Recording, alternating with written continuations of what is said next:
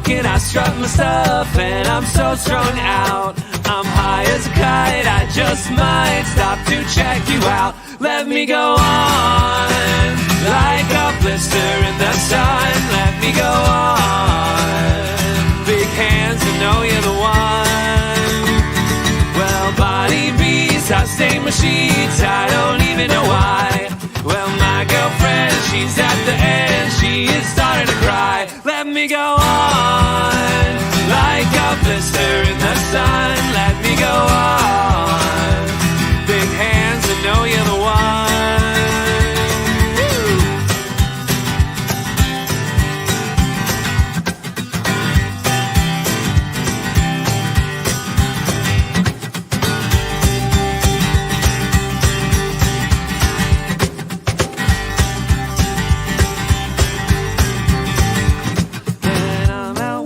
I struck my stuff and I'm so strung out. I'm high as a kite, I just might stop to check you out. When I'm out walking, I struck my stuff and I'm so strung out. I'm high as a kite, I just might stop to check you out. Well, body and beats, I stain my sheets, I don't even know why. Yeah, my girlfriend, she's at the end, she is starting to cry. When I'm out walking, I struck my stuff. So strung out, I'm high as a kite, I just might stop to check you out. Let me go on, like a blister in the sun. Let me go on. Oh, here we are again, doing another podcast. It's Friday morning, the September 22nd. How's everybody doing today? Today, we have on Christine Oliver representing Back to the Blue. We're going to talk with her for a little bit and find out what her organization's all about. And yeah, Luke, what any comments you'd like to make before we start here? I feel all we do is podcast. Right.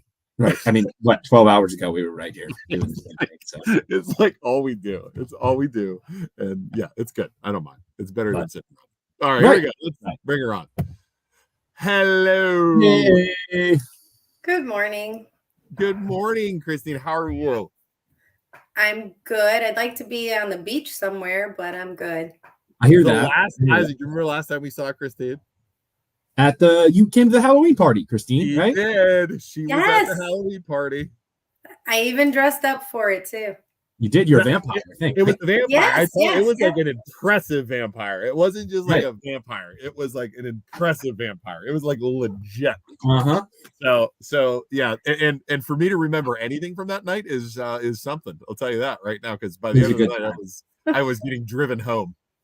Right. Well, there you go. Exactly. Yeah, I had the fake blood and everything going on. Yes. 100%. So tell us, we've been following Back to Blue for a while. We try and support the police and not just Blue, all of the services. Tell us about Back to Blue a little bit. Well, Back to Blue, it was formed 4 years ago in October officially, but we started off with the idea 4 years ago it was around July or August. It was when people were putting the police in a bad light all the time, and we wanted to do something positive. And so one day we're sitting in the living room, my husband Sam and I. He was a deputy for the sheriff's department. He retired a year ago, July 1st, after 27 years. Wow.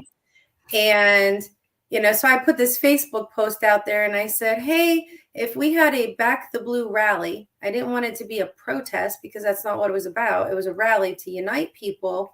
I said, who would join me? And within about 24 hours, over 200 people had reached out to me. And Sam looked at me and he goes, you have to do this now, right? Yeah. As if I wasn't doing enough things. He's like, you have to do this now. Right. We've been there. And so we're like, okay, so now we have to come up with a good cause because it's not a political organization. So we're like, okay, what are we going to do? And he's like, we should raise money for children of fallen law enforcement officers. Awesome. And that's how it was born.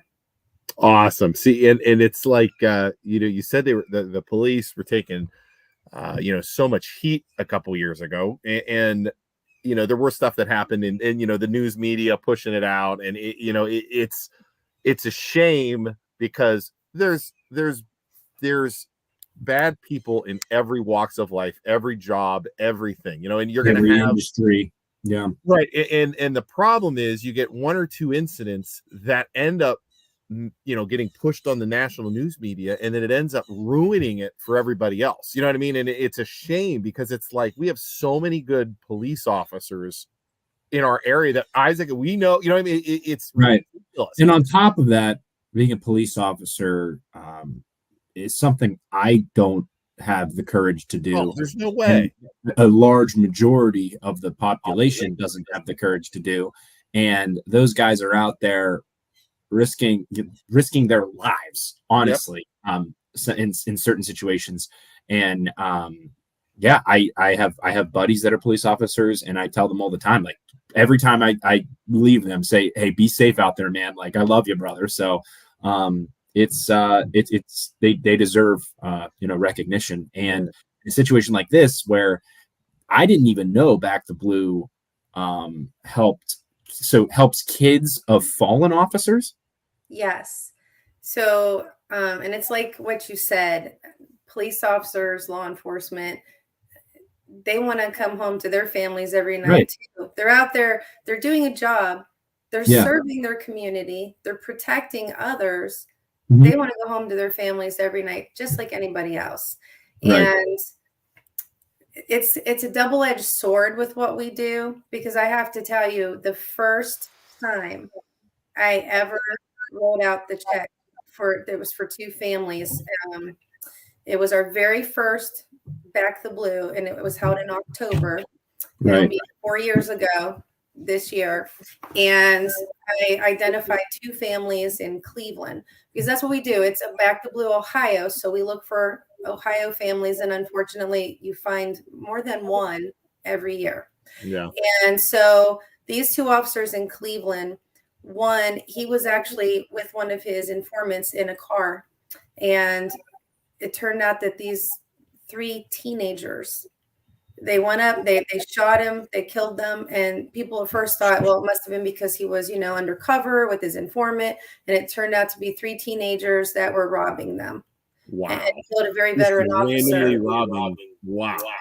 And then the next day, one of his best friends on the police force, he was in the house with his wife, and they had three little kids, and they had just put them to bed. And he was standing in the kitchen, and his wife was across the kitchen, and he told her, I can't go to another officer's funeral. And he shot himself in the head and killed himself. Oh, jeez. So when I wrote out the checks, it was for, around Christmas time. So I wrote them and I put them in Christmas cards. That first year we did $2,000 for each of those two families to buy their children Christmas presents and things. And I remember when I wrote them out, I cried. It was hard. Yeah. And everything is different every time you do it. And was it the year before last, we had the OSP officer that had taken his life in the wash bay at his post. They had a baby that was 5 months old, little girl. And I remember the widow, she came to our actual event, and we presented her check to her there. And when I put it together, I had 4 families we were recognizing, and I put hers last because I knew how difficult it was going to be when I did my speech and talked about it. Because when I got off the phone with the person who was representing the family, I remember I cried. So when I had to talk about it, and I had to say how she was sitting there and how they had a 5-month-old daughter. So it's like you're doing something good, but at the same time, it's very painful. Yeah. You mentioned that you were sitting on the couch, you just thought of the idea. Was there a specific family or officer that you knew that this happened to that made you think of it, or was it just? No, not at the time, but I will tell you, Young Financial Group in Canfield, they're one of our sponsors this year. And I had to go to 3 of their dinners at Drake's Landing for their customer appreciation. Right. And Stephanie Harchar, she's a deputy. She attended the first evening with me. And I had to read what she wrote because Mike Hartzell, who I sat next to in the police academy myself. Right. And I remember him talking about his grandfather and following in the footsteps and all of that. That name sounds familiar too, Hartzell. That name sounds, yeah. Mm-hmm. Yes. He was the one that was in his patrol car for YPD. And he was murdered at the stoplight. Wow. When he pulled over the other vehicle. And he didn't know at the time that he had I think he either shot or stabbed somebody over on Mahoning Avenue in Austintown. Wow. And he wasn't aware of that at the time, and he was killed. Yes. And so that is somebody that I did know personally that was killed in the line of duty. Yeah. I mean, just brutal stuff. I mean, you like I said, and the thing is, it's like you see these police officers, and everyone's like, oh, they're pulling me over because they're speeding over 5 miles an hour. You know what I mean? It's like they get such a bad rap, and you don't realize like they're putting their life on the line. Right. And then the people that are affected if something happens to them. I mean, it's like you just people don't think of that, I don't think. And then on top of it too, it's like, okay, Luke, we never have to deal with anything dangerous in our job, like ever. Like we have this dumb podcast, right? Mm-hmm. Where we talk about stuff. And then we have our day job as bankers. We don't ever have anything dangerous like that. And then these guys who are on duty are hearing these crazy stories of what's going on. And then they have to approach random cars and like, I assume you just take every time you pull somebody over, like it's going to be a dangerous situation. So that's crazy. You know what I mean? It's just you just don't know. And to be on edge like that all the time, I like I said, I could never freaking do it. I couldn't handle it. Yeah. And your husband, you said your husband did that for 27 years? Yes. And before I add to that, just a few days ago out in Los Angeles, the deputy was stopped at a light. Didn't even have anybody pulled over. And the guy came up and he murdered him. Wow. Just because he was a police officer. There was no other reason. Right. And every night when Sam would go to work, I would write him a little note, and so would our daughter. She's 12 now. And she always wrote, we have the very first note she ever wrote him. She was like 4 years old when her letters were like backwards and everything. But she always told Daddy to be safe.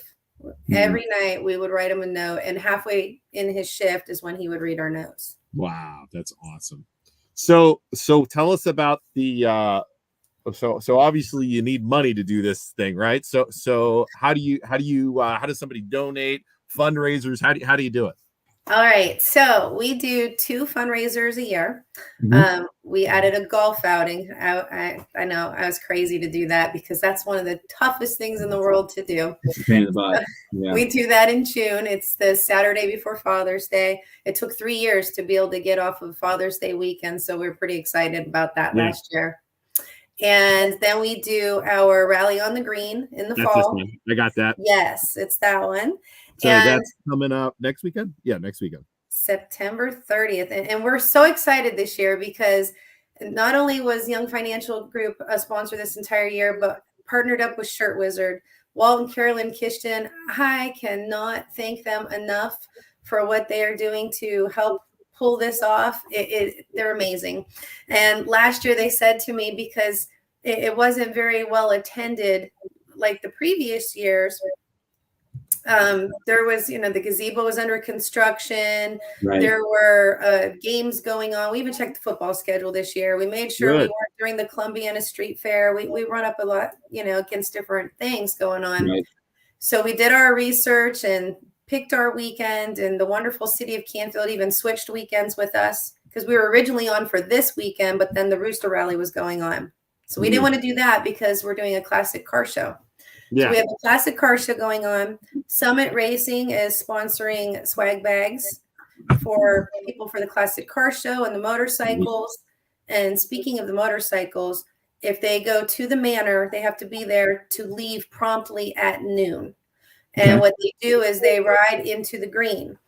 But all of a sudden this year, it's exploding. And people are sharing that bike run everywhere. And I put it at the Bikers Brew House. And I've had people reach out to me from Toledo and West Virginia, asking me where it is, having me send them Apple Maps. Awesome. So I'm hoping that comes, because one of them said, hey, I have like 40 bikes we want to bring. And we're like, oh, geez, this is going to get big.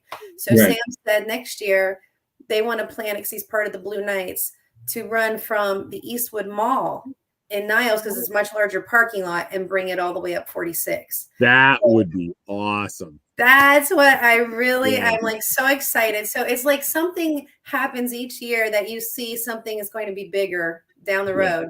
So this year we're hoping there are a lot of people that turn out for that, but next year we're going to really make it where they're going to enjoy the ride.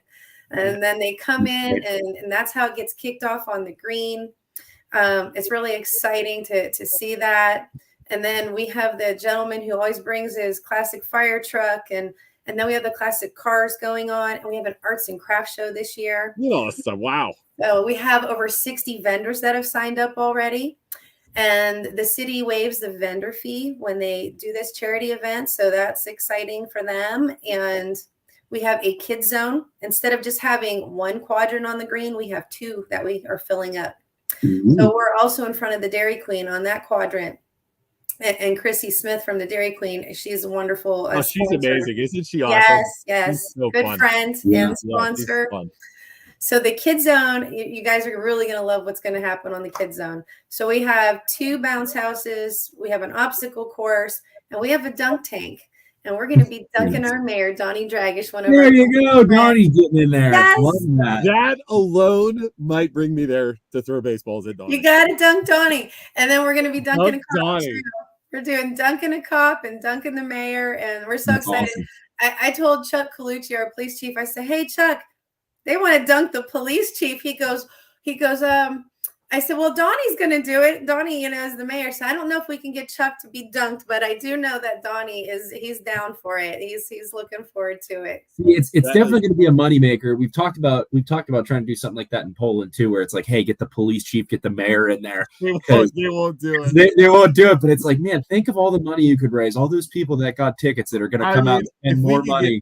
If we could get Mike, aka Truck Cop, from Poland, I don't know if you're familiar with him. Money maker. Well, see, if he sees that we're doing it here, then you're gonna be like, look, they're doing it. Why can't you? It's for a good cause. We would have people lined up all the way to Pennsylvania if Truck Not got on a duck tank. I'm not gonna lie. I mean, all the way. We'd make millions. So that's a great idea. You have the reputation of, if you go into Poland, you're getting pulled over. Exactly. So you line up for that. Exactly. Yeah, that's awesome that Donnie's doing that. He's a good dude. Good we give him grief. We give him grief a lot, but he's a good dude.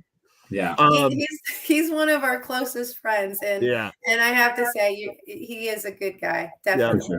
Yeah, listen, when you see him, if you or text him today, whatever, text him, be like, hey, I was on the MLO Bros, they were talking about you, and he will roll his eyes as soon as I said, we give him some grief, but it's all in fun. I'll tell him. He's one of the administrators on the Back the Blue page on Facebook too. Awesome. So he knows you're on here then. That's good. Yes. He's probably watching. All right. And then so you have that coming up, and then and concessions. We have Molnar's coming. So if you didn't get your Molnar cinnamon roll at the fair, they're coming. Yeah. And Berniak's milkshakes, I know they're coming. There's some few others, and they're still coming in saying, hey, do you have any spots left? And I think they have about maybe 10 to 12 spots left for vendors. Awesome. But we're pretty excited about it, and we're hoping that we have beautiful weather and it's well attended. Last year we had people coming over saying, hey, we didn't even know what was going on. Right. And we asked our son, and they live like 2 blocks over, but Lamar Advertising donated, I believe it's 6 billboards. We have billboards running right now too. No way. Yes. Wow. So we do. And we have radio advertising that was donated going on. Holy cow. Shirt Wizard, they made that happen. I mean, they are wonderful. I can't say enough about them. Let the people know when's it happening again? September 30th on the Canfield Green from 12 to 6. So next Saturday. Yes. Okay. Next Saturday, because we do that when Farmers Bank closes. And by the way, I have to give a few shout outs for people who have stood by us for 4 years. And one is Sam Boak. They provide the porta potties and the gray water for the concessions, and Farmers Bank, they donate the electric and water to us, and Dickey Electric, they go out there and they hook it up for us. I mean, there's Awesome. a lot of wonderful people in this community, and I couldn't do this without all of them, because it takes a community to do something like this. Absolutely. And then all the people who donate baskets. I mean, we've landed like about 100 baskets every single year. It's been incredible, the outpouring, and I mean some nice stuff in these baskets. And they put the time into it. And every arts and craft vendor this year, what they're doing for us, what Carolyn asked them to do, it's actually a basket donation. So every one of them is going to have a basket out there too. Cool. So it's exciting. That's awesome. All right, now I'm gonna have to bring the boys over. We have flag football we have soccer in the morning, and then we'll come over. Yeah, for sure. Oh, and they're going to, the kids get to decorate their own shirt with Shirt Wizard. Awesome. Great. Yes. There's a lot going on. This is a big deal. And you guys, Back to Blue has its own Facebook page, correct? Yes, we do. So, Back to Blue, Ohio. And we have our own website that Donnie created, and we have to do some more tweaking to it, put some more stuff out there. I want to put all the pictures from our different events, and that's backtoblueoh.com. Backtoblueoh.com. Yes. Cool. So check that out, backtoblueoh.com, as well as Back to Blue Ohio on Facebook. Go over there, give them a like, give them a follow, show them some support. And then next Saturday, what time's the event start again? 12 o'clock. It's 12 to 6. And our daughter, when we open up, we have the color guard, YPD, the honor guard. We have all of that there. And we're working on one of these years of having a flyover. We might possibly have something like that this year. Don't know yet, but we've been working on that. And our daughter sings the national anthem. And then we'll be going that evening from there straight down to the opening game for the Youngstown Phantoms, because she'll be singing the national anthem for them on opening game night. So she's pulling double duty that day. Wow. Great. Awesome. Very, very cool. All right. Well, we actually have to go do our real jobs today, Christine. So do I. Well, actually, I'm going downtown. Look for me on the noon show with Matt Stone today. Oh, no awesome. way. Great. You're going to get some people there. You're on the news. He did that when he saw Facebook shoots me down. Every time I try to boost my event or my flyer, they tell me it's political. Isaac, did you see that? Or a social issue. And, the Youngstown House Band is playing too. We can't forget that. This is their third year. Yeah, the Youngstown House Band will be there. Isaac, did you see that she was getting shut down? I saw that. Facebook is so ridiculous with stuff like that. It's so dumb and so I couldn't believe that they're gonna, it's like, give me a break. Right. They they probably think, because they see Back to Blue, they think it's a political thing, and it's really not. It's about stinking kids. And well, I have something funny to tell you real quick before you guys go. Not only do they do that, and I constantly try to get a review, and I found out it's their AIs that do it, but it got even better. So I finally got to speak to somebody from Meta. He was so nice. He has no control over Facebook. Yes, I talked to the person to call you. And he even told me next time it gets rejected, for me not to have it reviewed, to immediately reach out to them, and they do it internally, reach out for my case. But this is what caused that conversation. He told me, take out the 501c3. That's what's throwing it out.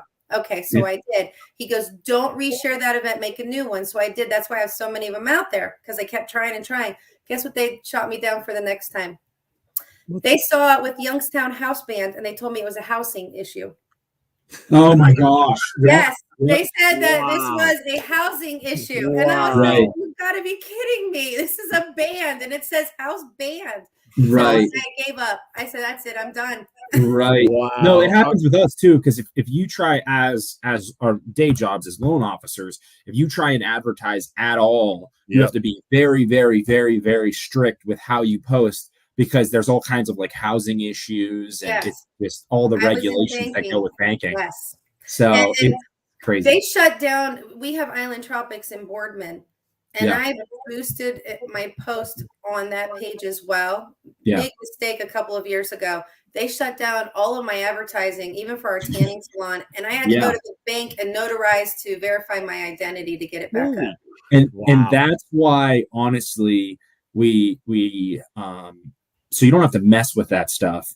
That's why we have the groups, so that it's literally generic, just people in those groups. It's not going through Facebook to sponsor and shoot it out in front of people. You're just creating the group of people yourself, and then you just share it to them. So I get it, and it stinks that they're like that. It's so frustrating. So but thank you so much for coming on. We appreciate you. Thanks again, and we always thank you for supporting us. We know you do. And yes, and thank you for having us, having me tell everybody about it today. We still have time up through next week. They can donate something for the auction, and they can drop it off at Island Tropics in the Boardman Plaza or at Shirt Wizard. Awesome. Beautiful. Perfect. All right. Well, we'll hopefully we'll see you next week. Good luck, and keep posting. I'll see if I can share that flyer. See if they block us too. Thank you. They let me share the flyer. They won't let me boost it and pay to boost it. But come out and dunk Donnie. Don't forget. Dunk Donnie. Literally, that's going to be our war cry for the next week for you. Dunk Donnie. Hey, that's when we can make a new post. Dunk Donnie. Dunk Donnie. Go Dunk Donnie. All right. Sorry, have a good day. Good luck, and we'll let us know how it goes. Thank you see you out there. We'll see you. Bye. Bye. She's so nice. She is sweet. Sweet as All can right. be. So this weekend we got nothing. Tuesday we got nothing. We got to figure out what we're gonna do to schedule on our show. Yeah. You know who I want to get on? I want to get on. Wait, your dude's coming on Tuesday. That's October 2nd. Oh, sorry, I'm out of my mind. October 3rd. I want to get on. Is it Dan Rivers who keeps interviewing people? Yeah. To talk about the schools. Yeah. Huge fan of Dan Rivers. If anybody knows Dan Rivers, I would love to have him on the podcast. I know he's going to shut us down and he probably won't come on, but still, always been a huge fan. Always, Luke, we both grew up in Dad's van, driving all over Youngstown, listening to Dan Rivers and Ron Burr. I would love to have both of them in the podcast. They will never do it. They will never do it, but let them know we're trying to get them on because I'm a huge fan. I got a bone to pick with that Rivers dude. Agree or disagree with his opinions? Always been a fan. Yeah. Oh, I listen. I got a bone to pick after he goes after the schools. I'm going to tell you that right now. I mean, that's all he's doing is trashing school levies. He's from Poland. That makes so much sense because I was like, he has to live in Poland because he keeps having people on to talk about the school levies in a negative light. It's like, dude, you're a classic old Poland person that doesn't want to pay any more money. Like that's it. It's amazing. It's amazing. So he's using his platform to try and trash the school so he doesn't have to pay taxes. Unbelievable. Unbelievable. So, all right, guys. I'm gonna go exercise. All right, see you everybody. Have a great day. Have a great weekend. Bye. Cold shut up.